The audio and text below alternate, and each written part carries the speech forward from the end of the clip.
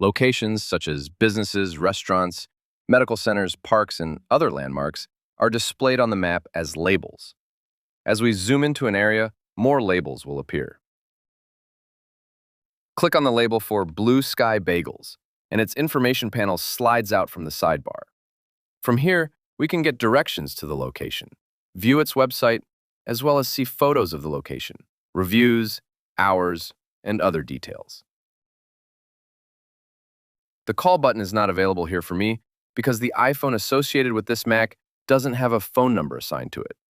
Most of you will have an iPhone associated with the same iCloud account as your Mac and will be able to make calls through your iPhone from here.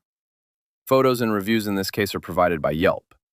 Click on a review and the Yelp website is opened in Safari. Click on a hotel here in Maps, and we get a Book button that will then bring us to websites that we can book a room at this hotel through. At the bottom of the info panel, we can report an issue if the information about a certain location is wrong or if it has gone out of business. Click the thumbs up button here if all the information is correct or you have had a good experience with that business. What and how much information is presented for each location will depend on the type of location and how much information has been added for that listing.